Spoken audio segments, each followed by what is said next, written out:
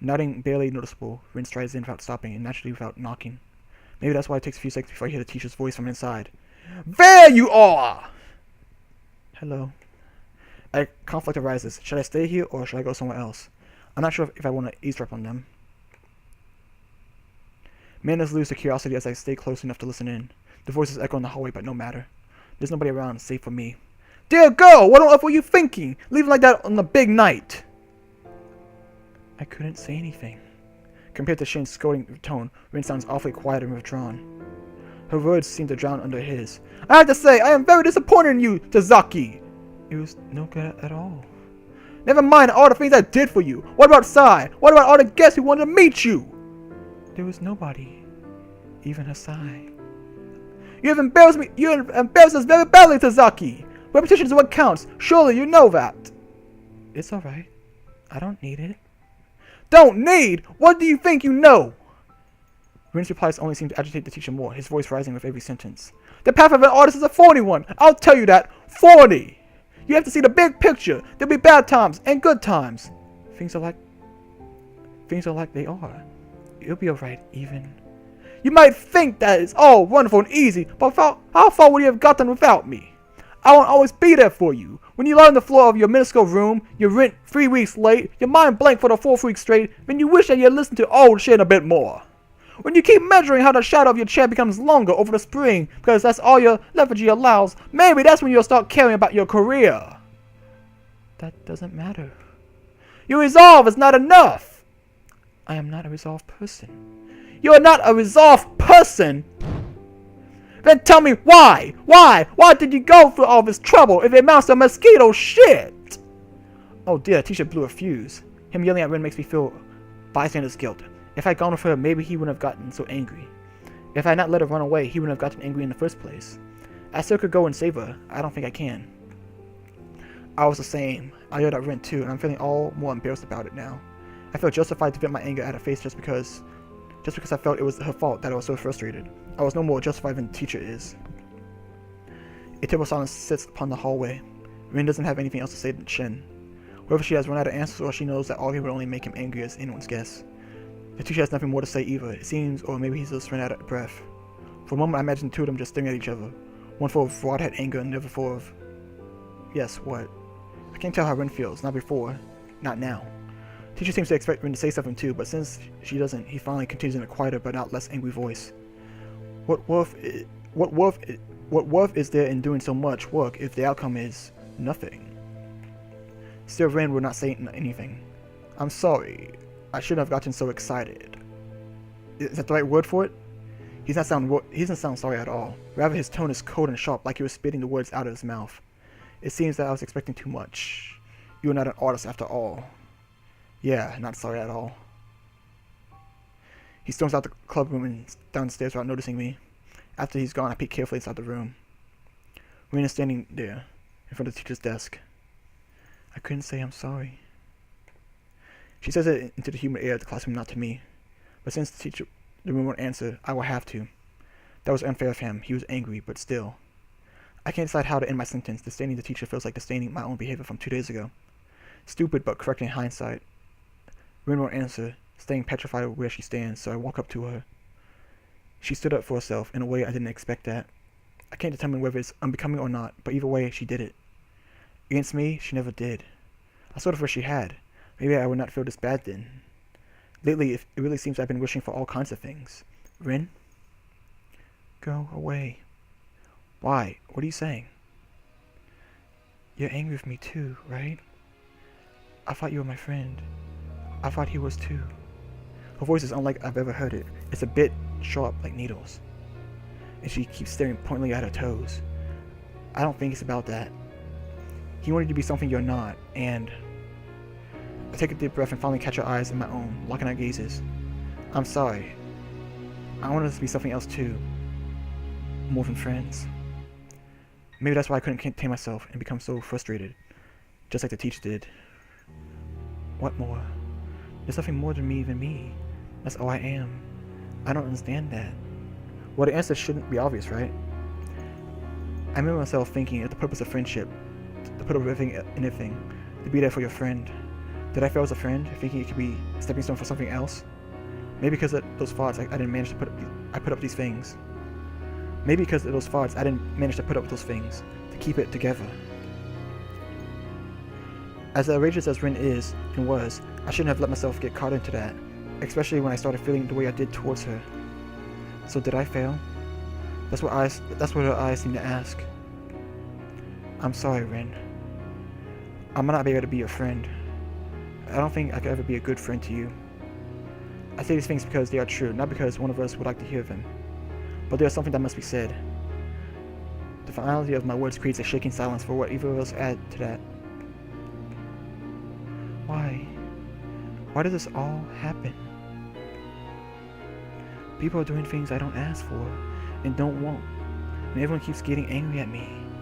I have no idea what is going on anymore, and I can't stop feeling like I want to run away from everything.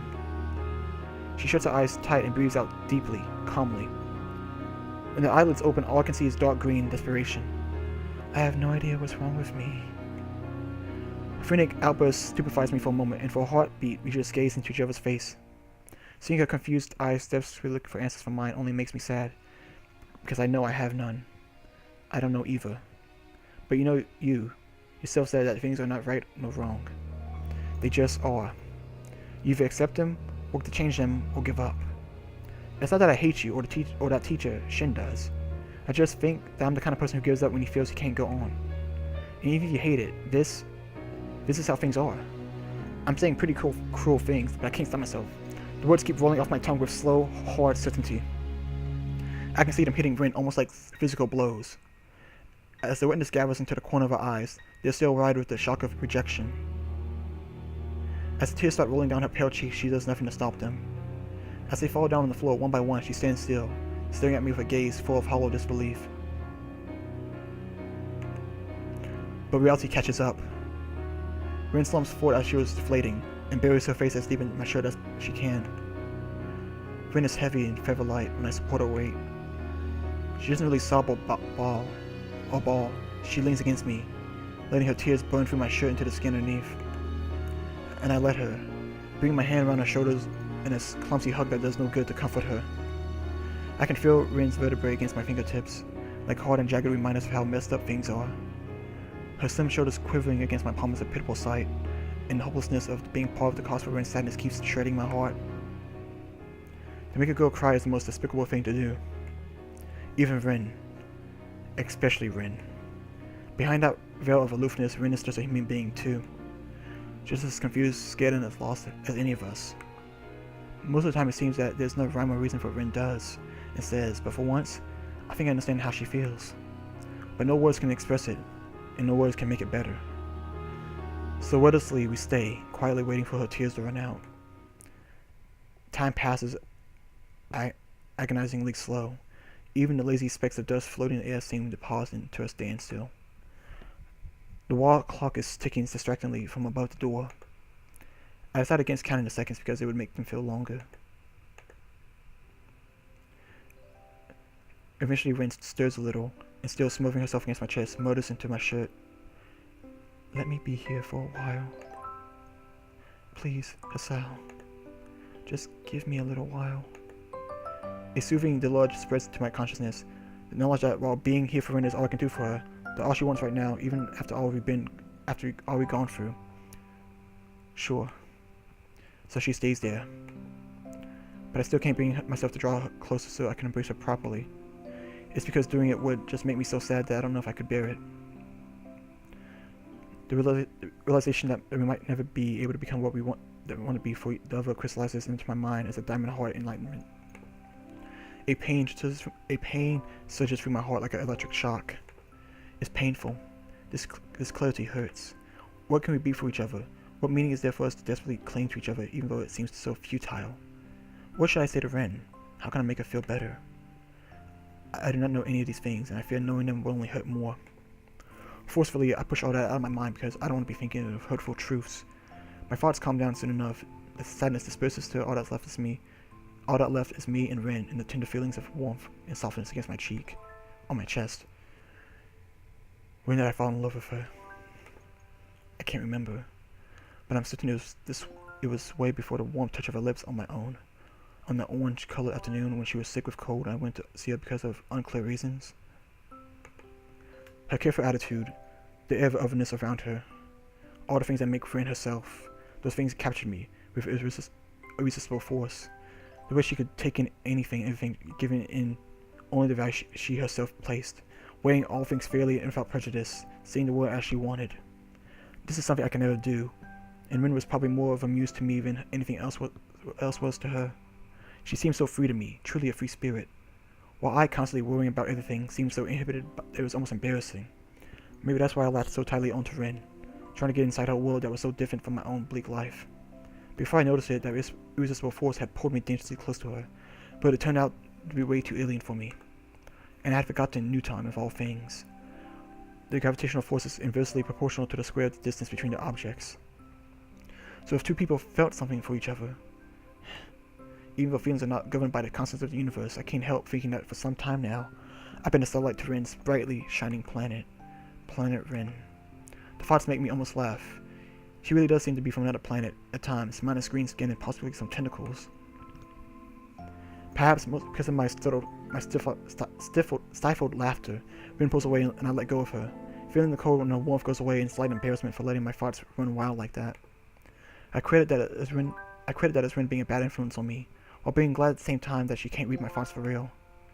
Rin's bitter tears have dried up and she looks a little more like herself again. The lost look in her eyes is still there though. Her gaze wanders around restlessly before stopping on me. What happened just now? Can you tell me? What do you mean? I cried. She says that hesitantly, as if not believing it herself. Yes. She keeps staring at me as if pleading guidance that she wouldn't have to feel so lost. Why? You were sad. Is that what you want me to say? But isn't that obvious? I don't know. It feels weird to cry. What? I don't believe it. I mean, everyone does that. It's not... I bite my tongue before I finish the argument about normality. Norms do not apply to the person I'm talking to. It always felt so wrong. Different from what is in me. Like, I couldn't really tell what I felt. So I started thinking that maybe I don't know what I'm feeling. Maybe it's me who's wrong. I thought those kind of things. I thought that paintings were enough because I felt that I did at least that right. That's all that's inside of me. It could become a picture if I tried really hard. And it could. But it doesn't feel like that it's enough anymore. Because if anybody else can see that, I will still be alone. Was it wrong to try? Everyone else got really angry at me for that. I really heard Rin say this much at once before. Once she finishes, she simply shuts up, looking so neutral that it's hard to believe she just said what she said. I don't know what to think. Rin was desperate for someone to look at her paintings and somehow see right through them into her soul, to understand her feelings, because she felt she could not express them any other way. How can one say whether that is right or wrong? Could it be that all this time she's been trying to reach out to me like I tried to reach out to her? I sit down on the desk to think and rest my legs to keep us both standing for a long while. You know, when I read a good book or look at a starry sky or whatever, sometimes I too feel something profound, like a shoot, I don't know how to describe it. But the instant I try to put it into words, I feel like I lose something. It doesn't feel as real, as true as it did inside my head. It feels a bit phony. Damn, even when I just felt phony. I offer a smile that is meant to be between funny and self-deprecating, but Rin doesn't react. Anyway, it might be that nobody can ever express their true feelings so that others understand. Reality has no chance of living up to what someone else has inside their head. Nothing can match that, not even your paintings, except maybe for you. But I suppose you can't keep everything inside. You'd explode for real then. What I'm trying to say is, I don't think it's wrong to express your feelings, even if you use paintings as your conduit. You just can't expect people to understand you better if you did it any other way. In fact, you can't expect people to understand you at all. It's because everything is so subjective. You see the world the way you do, but it's different from everyone else. But isn't that terrible? I guess it is, in a way. She frowns, looking probably as stricken as she can, which is not much, but it's enough for me to understand that Rin is not particularly happy. I think it might make me sad after all. Yeah, I know. I wish I could do something to help it. I don't think I sound bitter, even though I am a little. This is my problem. I cannot be what Rin wants for her.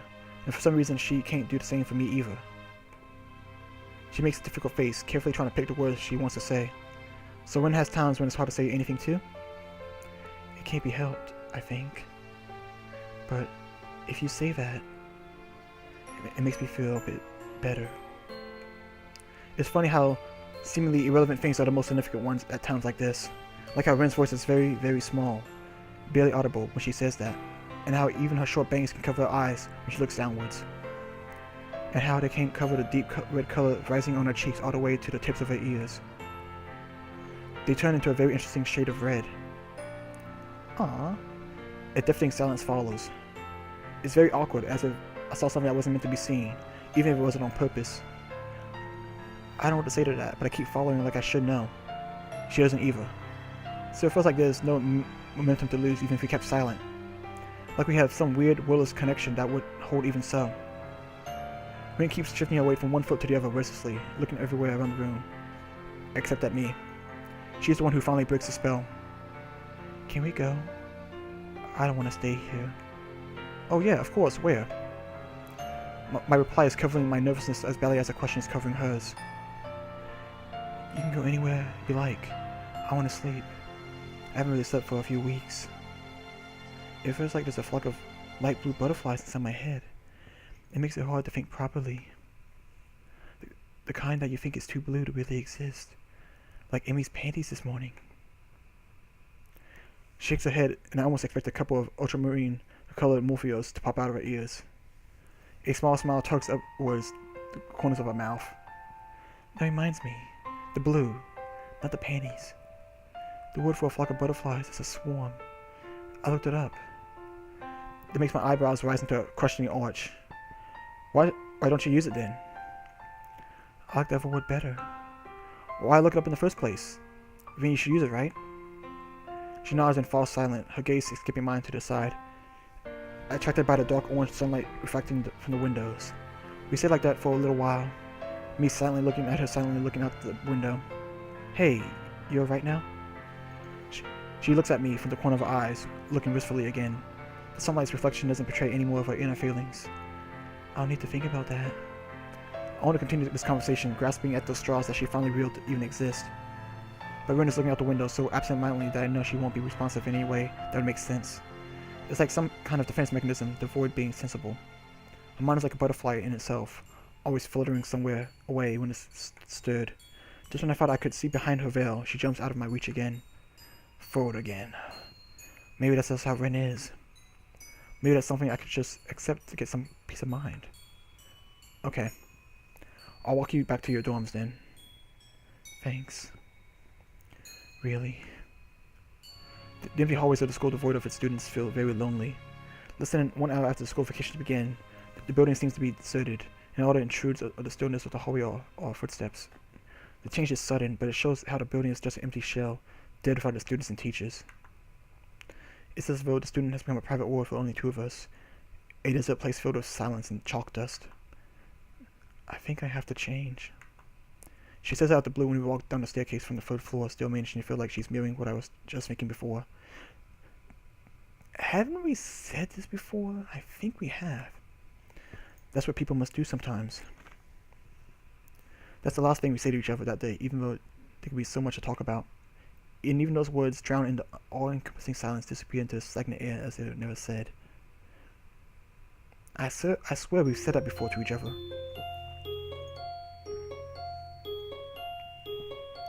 And I'm gonna go get some apple juice before I begin the next session. Yep.